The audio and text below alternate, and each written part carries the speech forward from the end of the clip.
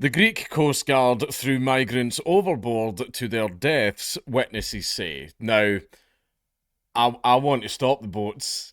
Not like this. Not like this. Jesus Christ. The Greek Coast Guard has caused the deaths of dozens of migrants in the Mediterranean over a 3-year period, witnesses say, including 9 who were deliberately thrown into the water. Just, I'm laughing. It's fucked up. It's pretty fucked up. But I've got that. I just have that image of like Homelander just going like, jump. I'm not joking. Jump. Except it's some Greek guy. So it's some great big fucking Alex Alapolopoulos fucking hairy tanned guy. Jump. I mean, that's Italian. I mean, Greek, Italian, same thing. That'll cause a fuss in the comments. The 9 are among more than 40 people alleged to have died as a result of being forced out of Greek territorial waters or taken back out to sea after reaching Greek islands, BBC analysis has found. The Greek Coast Guard told their investigation it strongly rejects all accusations of illegal activities. We showed footage of 12 people being loaded onto a Greek Coast Guard boat and then abandoned on a dinghy to a former senior Greek Coast Guard officer. When he got up from his chair and with his mic still on, he said it was obviously illegal and an international crime. The Greek government has long been accused of forced returns, pushing people back towards Turkey where they have crossed from, which is illegal under international law. What the migrants are doing is also illegal. It's a very important part that people don't point out. I do say, bring them to shore and put them on the first flight back. That's the way it should be resolved. Put them on the first flight straight back, or even just cross into Turkey's borders and just dump them there. I'm sure that'll be fine and not cause a global international incident. A Greek military vessel entering Turkish waters. The Greeks and the Turks, very well known for having excellent relations. But this is the first time the BBC has calculated the number of incidents which allege that fatalities occurred as a result of the Greek Coast Guard's actions. The 15 incidents we analysed, dated May 2020, 23rd, resulted in 43 deaths. The initial sources were primarily local media, NGOs, and the Turkish Coast Guard. Verifying such accounts is extremely difficult. Witnesses often disappear or are too fearful to speak out. But in 4 of these cases, we were able to corroborate accounts by speaking with eyewitnesses. Our research, which features in a BBC documentary, Dead Calm, Killing in the Med, suggested a clear pattern. In 5 of the incidents, migrants said they were thrown directly into the sea by Greek authorities. In 4 of those cases, they explained how they landed on Greek islands but were hunted down. And several, because you're not supposed to be there. In several other incidents, migrants said they had been put into inflatable rafts without motors, which then deflated or appeared to have been punctured. One of the most chilling accounts was given by a Cameroonian man who said he was hunted by Greek authorities after landing on the island of Samos in September of 2021. Because you entered the country illegally. Right, you were committing a crime. That's like me saying, I burgled this house and then I was hunted by the police. Yeah, I was, because I committed a crime. Right, don't come into the country illegally then. Go through the proper channels if there is any. Like all the people we interviewed, he said he was planning to register on Greek soil as an asylum seeker because that's what they do, because it's the easiest way of getting in instead of, going through the proper channels. We had barely docked and the police came from behind, he told us. There were 2 policemen dressed in black and 3 others in civilian clothes. They were masked, you could only see their eyes because apparently they're immigration officers and stuff like that have been getting targeted a little bit by the migrant gangs because it's gangs that are funding all the migrant crossings. They're the ones that are profiting massively from it. And they also traffic children and stuff like that. So see anybody's like, yay, bring the boats over, you're literally cheering child sex trafficking. So excellent, bravo you, well done. He and 2 others, another from Cameroon and a man from Ivory Coast, were transferred to a Greek Coast Guard boat. He said where events took a terrifying turn. They started with the other Cameroonian, they threw him in the water, the Ivorian man said, save me, I don't want to die, and then eventually only his hand was above below the water and his body was below. Slowly, his hand slipped under and the water engulfed him. Our interviewee says his abductors beat him. Punches were raining down on my head. It was like they were punching an animal. And then he says they pushed him too into the water without a life jacket. He was able to swim to shore. A man from the Ivory Coast, eh? All right. But the bodies of the two, Sidi Kita and Didier Marshall Kuamanana, were recovered on the Turkish coastline. The survivors' lawyers are demanding the Greek authorities open a double murder case. Dead calm killing in the Med. In June 2023, an overloaded trawler flips in front of a Greek Coastguard patrol boat. More than 600 men, women and children die in the water. But who is responsible, and are the Coastguard at fault? It's the people bringing them over. The NGOs and the criminal gangs that are profiting massively from this. It's their fault.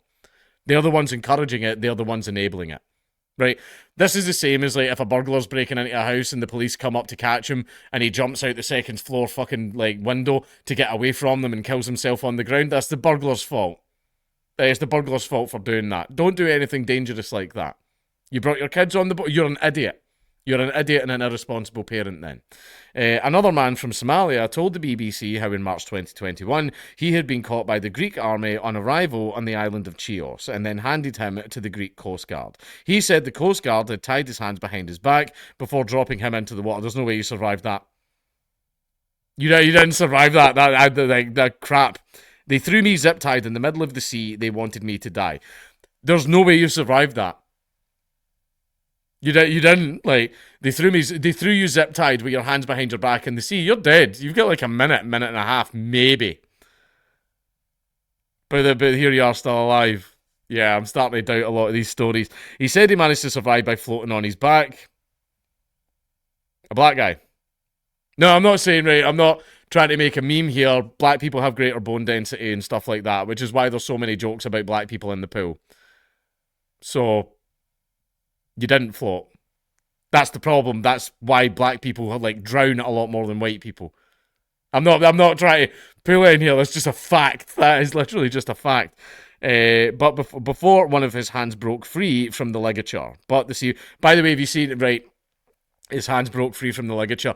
Right, has anybody ever been mass arrested? I have. I didn't do it, and I was immediately released without charge. I was just there. But see how the zip ties that the police put on you because they don't have enough handcuffs? They are like that thick. They're because they need to be, because the whole point of them is so that you can't just snap your way out of them. Right? You didn't get your hand out. You didn't, mate. Like, that's a crap story. I don't believe it at all. Before his hand broke free from the ligature. But the sea was choppy and 3 in his group died. Our interviewee made it to land where he was eventually spotted by the Turkish Coast Guard. One of the, you swam from Greece to Turkey. No, you didn't. No, you didn't. Of the incidents we analysed, the one with the highest loss of life was in September 2022. A boat carrying 85 migrants ran into trouble near the Greek island of Rhodes when its motor cut out. Mohammed from Syria told us they rang the Greek Coast Guard for help, who loaded them onto a boat, returned them to Turkish waters and put them in life rafts. Mohammed says the rafts he and his family were given had not had its valve properly closed. We immediately began to sink. They saw that, they heard us screaming, and yet they still left us, he told the BBC. The first one who died was my cousin's son. After that, it was one by one. Another child, then my cousin himself disappeared. By the morning, 7 or 8 children had died. My kids didn't die until the morning, right before the Turkish Coast Guard arrived. Right, now see all that stuff, see that distance? Now, it doesn't look like a lot on a map. That's a huge distance. Right, that you didn't swim. Greek law allows all migrants seeking asylum to register their claim on several of the islands at special registration centres. But our interviewees, who we contacted with the help of migrant support body Consolidated Rescue Group, said that they were apprehended before they could get to these centres. They said these men would be apparently operating undercover, non-uniformed and often masked, because you are committing a crime. You are entering a country illegally. Human rights groups allege thousands of people seeking asylum in Europe have been illegally forced back from Greece to Turkey and denied the right to seek asylum, which is enshrined in international and EU law. You do not have a right to live wherever you want. It is not a recognised right. It's not. It simply isn't. If you purchase property or something like that, or if you've been invited, then whatever, not a problem. That person's property, that person's rules. Right? But The fact is, you're breaking, like, I think people have a right to not have their space invaded, to not have their property invaded. I think people have a right to that, enshrine that in law, but you fucking won't, will you? Austrian activist Fayed Miller told us he discovered for himself how secretive such operations seemed to be in February of last year on the Greek island of Lesbos. Lesbo.